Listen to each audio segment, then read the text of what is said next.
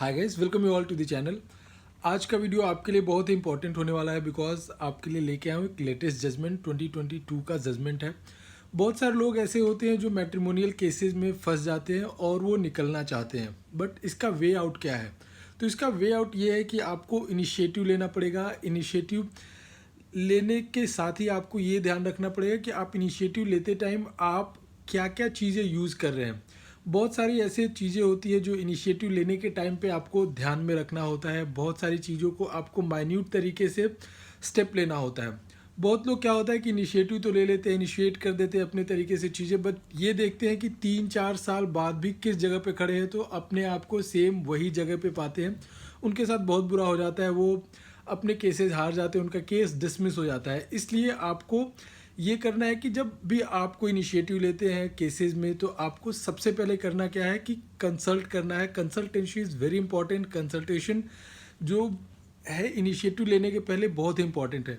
India में क्या करते हैं कि हम कंसल्टेंसी को वैल्यू नहीं देते, कंसल्टेशन को वैल्यू नहीं देते। अगर आप डेवलप्ड कंट्री में जाए तो लोग कंसल्टेशन को बहुत ही अच्छे तरीके से देखते हैं और उसे कंसल्टेशन को ये कोई भी चीज़ अगर इनिशिएट करते हैं। अगर केसेस की बात करूँ तो केसेस इनिशिएट करने से पहले वो कंसल्टेंसी पे बहुत ध्यान देते हैं। बिकॉज एक बार आपने कोई स्टेप ले लिया, अगर सपोज आपने कोई स्टेप ले लिया, कुछ कोर्ट में बोल दिया, अगर आपके साथ कोई भी क्रुएल्टी हुआ है, सपोज अगर मैं डिवोर्स की बात करूँ तो क्रुएल्टी के बेसिस पे आप डिवोर्स के लिए जा रहे हैं, तो अगर आपके साथ क्रुएल्टी हुआ है तो बहुत सारी चीज़ें जो है कोर्ट कंसीडर करता है कि क्रुएल्टी है, और बहुत सारी चीज़ों को वो कंसीडर नहीं करता है कि ये क्रुएल्टी में आता है, तो उस बेसिस पे भी कोर्ट्स में केस डिसमिस हो जाता है।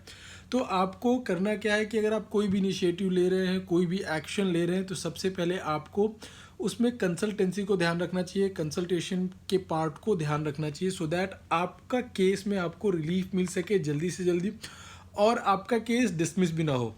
तो चलिए आज का वीडियो स्टार्ट करते हैं। वीडियो स्टार्ट करने से पहले I would like to request, अगर आपने अभी तक चैनल को सब्सक्राइब नहीं किया तो please subscribe the channel and video को लाइक और शेयर करना ना भूलें। तो ये जो जजमेंट है इसमें कोर्ट ने हस्बैंड को बहुत बड़ा रिलीफ दिया और माना कि जो वाइफ कर रही थी वो क्रुएल्टी है, क्रुएल्टी कंसीडर किया। तो हम जान लेते हैं brief facts of the case. Section 13 में जो हस्बैंड था उसने फाइल किया था डिवोर्स का case section 13 of Hindu marriage act में, और दोनों पार्टी का शादी 2004 में हुआ था। और शादी के कुछ महीने बाद वाइफ डिमांड करने लगी अलग रहने के लिए, डेली झगड़े होते थे। तो वाइफ के डिमांड के अकॉर्डिंग हस्बैंड ने क्या किया कि वो सेपरेट घर ले लिया, दूसरे जगह पे रहने लगा, दूसरे जगह पे शिफ्ट हो गया। But even after that shift होने के बाद भी दोनों पार्टीज़ में यानी हस्बैंड और वाइफ में डेली झगड़ा होता था, और वाइफ जो थी वो घर के काम में कोई भी इंटरेस्ट नहीं ले रही थी और बिना बताए वो घर से चली भी गई। और हस्बैंड का ये भी एलिगेशन था कि 2 बच्चे थे, एक बच्चा जो था वो वाइफ के नेग्लिजेंस की वजह से वो एक्सपायर कर गया यानी मर गया। वो वाइफ घंटों फ़ोन पे बात करती रहती थी, अननोन लोगों के साथ इधर उधर घूमती रहती थी, और जब भी हस्बैंड वाइफ से बोलता था फिजिकल रिलेशन बनाने के लिए तो वो मना कर देती थी, ड्यू टू सम और अदर रीजंस मना कर देती थी। तो ये एलिगेशंस थे हस्बैंड के।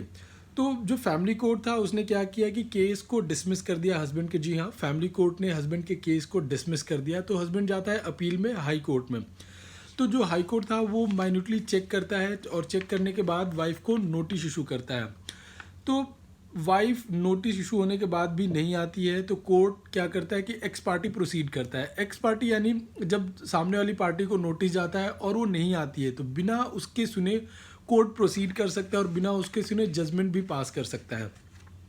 तो कोर्ट ने ये माना कि जो फैमिली कोर्ट है उसने जजमेंट पास करने में एरर कर दिया यानी गलती कर दी, और अप्रॉक्स 15 ईयर से दोनों पार्टीज़ इसी तरीके से रह रहे हैं और हस्बैंड को बहुत सारे ह्यूमिलिएशन, थ्रेट, ये सारी चीज़ों को फेस करना पड़ा जो कि खुद में एक क्रुएल्टी है।